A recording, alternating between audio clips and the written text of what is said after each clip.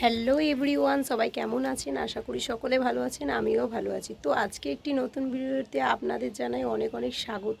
তো আজকের ভিডিওটা হতে চলেছে আমার বাড়িটা হচ্ছে তোমাদের ঘুরিয়ে দেখাবো। চলো পুরো ভিডিও দেখতে থাকো, তাহলেই বুঝতে পারবে। চলো।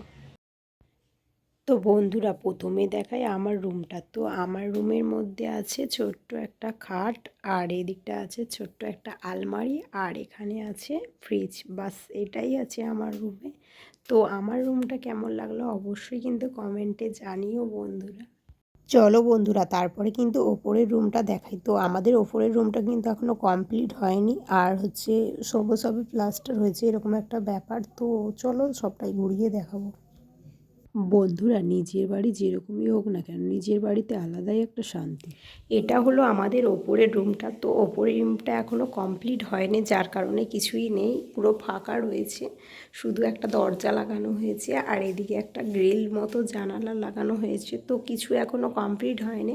আর আমাদের জানালার বাইরেটা দেখো, এই যে এটা আমাদের দোতলার বাইরের ভিউটা দেখো, অসাধারণ লাগছে সব বাড়িঘর মিলিয়ে। আর গ্রাম যেহেতু, পাশাপাশি বাড়ি, এরকম একটা ব্যাপার। এদিকে দিদিভাইয়ের বাড়ি, দিদিভাই আর দাদাভাই থাকেন এখানে।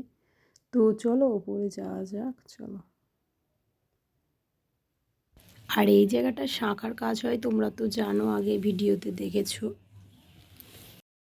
আর আমাদের শাঁখার কাছের পাশেই কিন্তু একটা ছোট্ট রুম আছে, আর সেটার মধ্যে রয়েছে আমাদের ঠাকুর। এই যে কৃষ্ণ ঠাকুর আছে, আর এই তো হলো আমার ঠাকুর ঘর আমাদের। তো কেমন লাগলো ঠাকুর ঘরটা অবশ্যই কমেন্টে জানিও।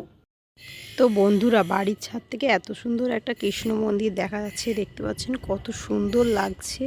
মানে মন্দিরটা দেখে পুরো মনটা ভরে যায়। কিন্তু আমার সকালবেলা বা বিকালবেলা মন্দিরের মধ্যে উঠলে, ছাদে যদি উঠি, এই মন্দিরটা দর্শন করলে মনটা অনেক ভরে যায়।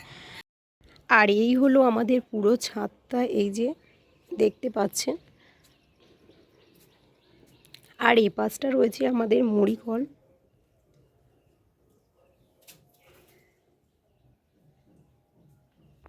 তারপর নিচে এসে কিন্তু আমরা রান্নাঘরটাও দেখিয়ে দিলাম। তো আমাদের ছোট রান্নাঘর একটা। তো কেমন লাগলো রান্নাঘরটা অবশ্যই একটু জানিও কিন্তু। আমাদের এই ছোট্ট বাড়িটা তোমাদের কেমন লাগলো অবশ্যই কিন্তু কমেন্টে জানিও। ভালো লাগলে একটা লাইক এবং কমেন্ট করে দিও।